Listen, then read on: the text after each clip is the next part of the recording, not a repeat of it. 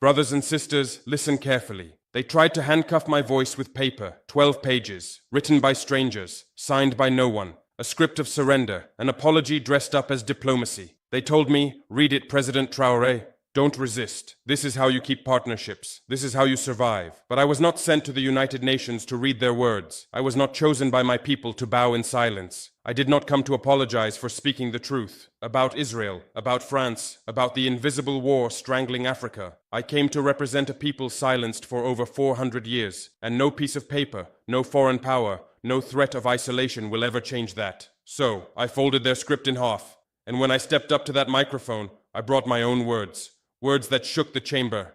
It all started with my speech 2 months ago, the one they said went too far. In it, I called out what Israel and its allies were doing in Gaza. I said that the cries of Palestinian mothers echoed just like the cries of mothers in Mali and Congo and Niger. I said that if Africa remained silent, then we were complicit. That speech didn't sit well with the so-called peacekeepers. A week later, I received an official letter from the UN Secretary General's office. It said my remarks had caused diplomatic tension and undermined regional cooperation. They asked me to appear before the assembly, not to speak freely, but to clarify my position. Let me be clear, they didn't want a clarification. They wanted a confession, and they didn't stop there. Calls came in from Paris, from Washington, from Tel Aviv. Back channels were activated. Offers were made. Threats followed. We can reconsider development aid if you're willing to walk it back. We understand your position, but surely you don't want sanctions. Then, the final blow. They drafted a speech for me, 4 pages, apologizing for tone, 3 pages,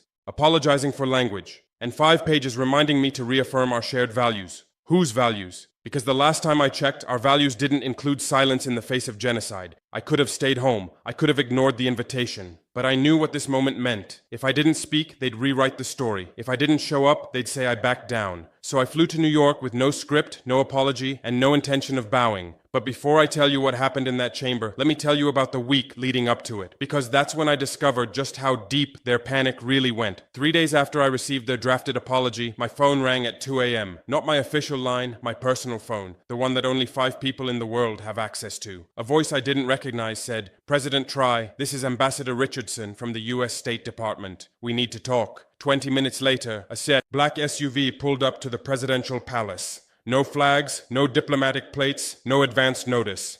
Ambassador Richardson stepped out with 2 men who never introduced themselves. "Mr. President," he said, settling into my office without invitation. "We have a problem." He opened a leather briefcase and spread documents across my desk. Satellite photos of Burkina Faso's gold mines. Financial records of our newly negotiated Chinese infrastructure deals. Intelligence reports on Russian military advisors we'd never officially announced. "We know everything," he said quietly, "and right now we're choosing to call it economic cooperation instead of what it really island." I leaned back in my chair. "And what do you think it really is, Ambassador? The beginning of something that could make your country very uncomfortable." He wasn't wrong. For 6 months, we'd been quietly restructuring every major international partnership. Chinese engineers were redesigning our telecommunications network. Russian agricultural experts were revolutionizing our farming techniques. Iranian pharmaceutical companies were building medical facilities that would make us self-sufficient in basic healthcare. Not because we hated the West, but because we'd learned that dependency is just slavery with better marketing. Richardson continued, "That speech you're planning to give at the UN, it doesn't have to be confrontational. You can make your point while keeping your partnerships intact." I looked at him for a long moment. "Ambassador, let me ask you something. When your country invaded Iraq, did you apologize to the UN first? That's different. When France intervened in Mali, did they ask African permission? The situations aren't comparable. When Israel bombs Palestinian schools, do they draft apology speeches?" Richardson closed his briefcase. "President Traore, you're a smart man. I hope you'll make the smart choice."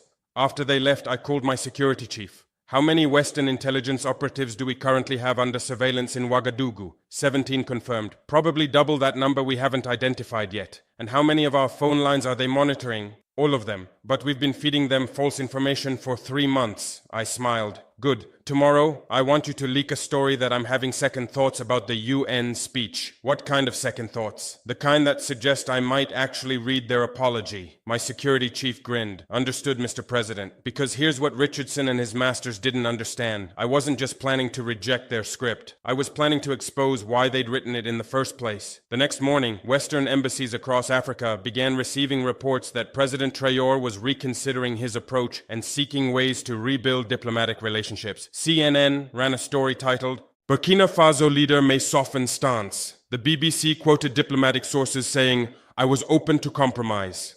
And in Washington, State Department officials were telling each other that their pressure campaign was working.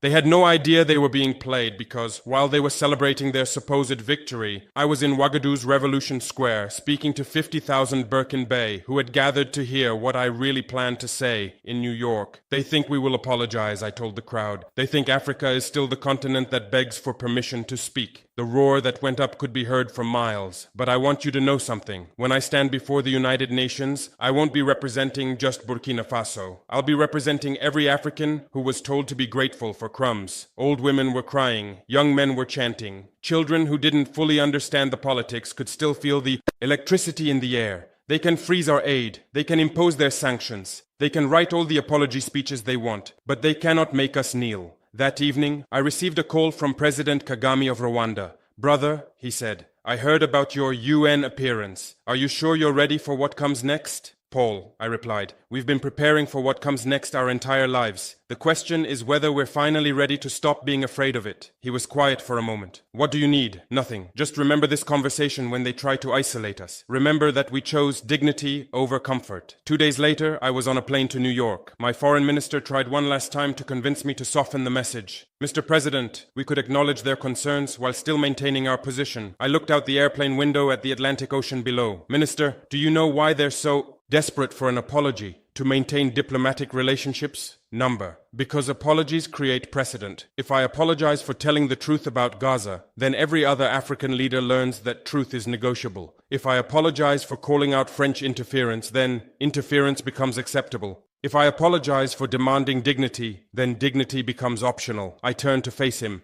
This isn't about me. This is about establishing that Africa will no longer apologize for refusing to be victimized. When we landed at JF University, aged, ran alongside the car shouting, "Make them hear us, President! Make them hear us!" That's when I knew this wasn't just about one speech anymore. This was about something much larger. I walked into that chamber and the air was thick. Delegates from over 100 nations. All eyes on the young man from Burkina Faso, the one they said was too bold, too loud, too African. Some were smirking, others didn't even look up. But I found my microphone, adjusted it once, and began. I didn't waste time. Before you ask me to apologize, let me ask you something. How many times have you apologized for what you've done to Africa? Silence. Did Belgium ever apologize for what it did in the Congo? Did France ever apologize for massacres in Algeria? Did Israel ever apologize for training militias that destabilized our region? I saw the cameras zoom in. I saw the delegates shift uncomfortably. Then I continued. You accuse me of inciting hatred because I spoke truth. But when the bombs fall on Gaza, you call it defense. When thousands of African children starve because of your trade policies, you call it economics. When we rise, you panic. Every word was intentional, every pause calculated. I reminded them that Africa was no longer afraid, that we didn't need permission to defend our dignity. The West speaks of peace while exporting war. The West speaks of democracy while supporting coups. The West speaks of aid but delivers debt. At one point, the French delegate stood up and walked out. Good, let him walk. Because this wasn't just a speech, this was a reckoning. But then I did something they weren't expecting. I pulled out my phone, right there at the podium of the United Nations General Assembly. I want to read you something. I said, a message I received this morning from a 2-year-old girl in Ouagadougou. The chamber was dead silent. She wrote, Mr. President, my teacher says you're going to America to speak for us. Please don't let them make you small. We are proud to be African. I looked up from the phone. That child has more dignity than this entire assembly. I could see security guards shifting nervously. This wasn't in anyone's script. You want to know what I'm going to apologize for? I'll apologize for one thing. I apologize that it took this long for an African leader to stand in this chamber and speak without fear. The tension was electric. I apologize that my predecessors felt they had to choose between sovereignty and survival. I apologize that African children grew up believing they needed Western approval to dream big. I apologize that we ever convinced ourselves that partnership meant subordination. By now, even the note-takers had stopped writing. But I will not apologize for refusing occupation disguised as diplomacy. I will not apologize for rejecting partnerships that leave my people in poverty. I will not apologize for being African and proud. I looked them in the eye and said, and if that makes you Uncomfortable, then you're finally understanding how we felt for centuries. The chamber was stunned. Not a single clap, not a single interruption. But I didn't need applause. I needed them to hear me, and they did. Because 3 hours after my speech ended, something unprecedented happened. The African Union called an emergency session. 43 African ambassadors gathered in a conference room at the Ethiopian mission to the UN. For the first time in decades, they weren't discussing aid packages or trade agreements. They were discussing revolution, not the kind with guns and coups, the kind with dignity and determination. By midnight, they had drafted the New York Declaration, a commitment that no African nation would accept conditional aid, apologize for defending sovereignty, or allow foreign powers to dictate domestic policy. Within 48 hours, 12 African presidents had signed it. But the real earthquake wasn't happening in government buildings. It was happening in the streets. In Nairobi, university students organized Dignity Day, a campus-wide teach-in about African self-determination. In Lagos, market women began refusing to sell products from companies that supported Israeli settlements. In Accra, musicians wrote songs sampling excerpts from my UN speech. In Cape Town, artists painted murals showing African leaders from Nkrumah to Mandela to me with the caption, "The Unbroken Chain." The next morning, the headline screamed, "Burkina Faso's Traore baits on defying the West. African leader refuses to apologize." Traore's fiery speech stuns global diplomats. They couldn't believe I had done it. They thought I'd be tame, calculated, careful. Instead, I was everything they fear in an African leader. Unscripted, unbought, unapologetic. Within 24 hours, the retaliation began. The European Union froze $27 million in development funds. The IMF postponed a debt relief review. French media launched a smear campaign, labeling me a dictator in disguise. One American think tank even tweeted, "Burkina Faso risks isolation unless its leader learns the art of diplomacy." But I had already told my people we are not here to beg. What they call isolation, we call independence. And then something even they didn't expect happened. The world started listening, not to them, but to us. In Kenya, students marched holding signs that read, "He speaks for us." In Jamaica, a radio host played the entire speech live on air saying, "Finally, an African president with a spine." In Harlem, a mural went up overnight. My silhouette, a map of Africa behind me. 3 words painted in blood red, no apology given. But the most powerful response came from an unexpected source. Tati, 3 days after my UN speech, Haiti's prime minister called me directly. "President Traoré," he said, "you've given us permission to remember who we are." Within a week, Haiti announced they were withdrawing from all World Bank structural adjustment programs. The Dominican Republic followed, then Jamaica, then Trinidad and Tobago. The entire Caribbean was watching, learning, following. Suddenly, I wasn't just the president of Burkina Faso. I had become something else, a symbol, a megaphone for every silenced voice across the black world. Within a week, I received calls from 5 African presidents, some public, most private. They told me, "You said what we've all been thinking. You did what we wish we had the courage to do." But more importantly, our people began moving. In Ghana, youth activists launched the Sovereignty Tour, a series of town halls teaching citizens about foreign interference in African politics. In South Africa, lawyers filed a case pushing for sanctions against Western countries complicit in arms sales to conflict zones in Africa. In Nigeria, thousands posted online, "When will our leaders speak like Traore?" Meanwhile, in my own country, something historic was happening. Thousands gathered in Ouagadougou's Revolution Square, not for a concert, not for a protest, but to volunteer, to rebuild schools without foreign aid, to restore irrigation channels using only local tools, to launch tech labs funded by our diaspora, all sparked by a single moment, a refusal to apologize. I saw a grandmother holding her grandchild say on national TV, "I'm not educated, but today I am proud to be Burkinab." That is what they don't understand in the West. They measure power in dollars. We measure it in dignity. But here's what really terrified them about that UN speech. It wasn't the defiance, it was the competence. For months, Western intelligence agencies had been convinced that African leaders needed their guidance to navigate international relations. They believed their own propaganda about African incompetence. So when I stood at that podium and systematically dismantled their arguments with precision, clarity, and historical accuracy, they realized their fundamental miscalculation. We weren't children who needed to be managed. We were adults who had chosen to be free. And that realization sent shockwaves through every Western capital. Because if Burkina Faso could articulate its position this effectively, what did that mean for the rest of the continent? If one of the so-called poorest countries in Africa could school the UN on international law, what happened when Nigeria spoke up? when South Africa flexed, when Egypt chose sides.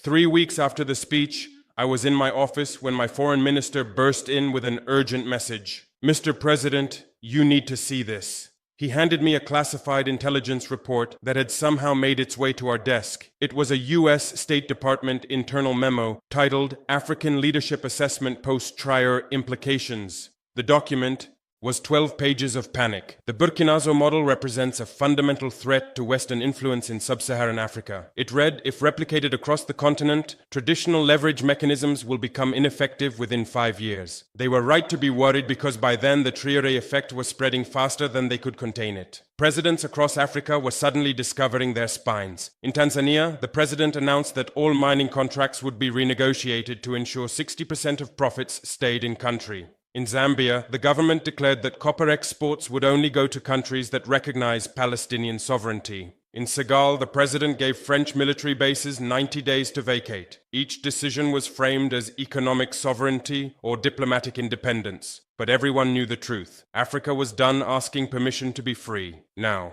let me speak to the heart of the matter. Why did they want me to apologize in the first place? Because apologies are performative chains. They don't just seek regret, they demand submission. And they needed the world to see Africa bowing again. But I refused. Not because I'm perfect, not because I enjoy conflict, but because our silence has cost us too much. We were silent when they drew borders with rulers. We were silent when they stole our children. We were silent when they funded wars, poisoned our rivers, and called it progress. But we are silent no more. The day I returned to Ouagadougou from New York, something beautiful happened. As my plane descended, I could see thousands of people lining the road from the airport to the capital. Not protesters, not angry crowds, just people, families, children, elders. They held signs, but not political ones. Signs that read, "Welcome home, and we are proud. And you spoke for us." When my motorcade stopped at Revolution Square, an old man approached my car. He was probably 80 years old, walking with a cane carved from local wood. My security wanted to stop him, but I signaled them to let him through. He tapped on my window. I rolled it down and he leaned close. "Young man," he said in our local language, "I fought for independence in 1960. Today you made that fight worthwhile." Then he pressed something into my hand, a small piece of fabric. Burkina Faso's first flag, the one they raised when we gained independence 65 years ago. "Keep this," he said, "so you never forget that freedom isn't a gift. It's a choice you make every day." That night, alone in the presidential palace, I spread that flag across my desk and I understood something profound. That speech at the UN wasn't the end of something. It was the beginning of an Africa that refuses to apologize for its excellence. An Africa that won't beg for what it can build. An Africa that knows the difference between diplomacy and subservience. 6 months later, I received an invitation that made me smile. The African Union wanted me to address their annual summit.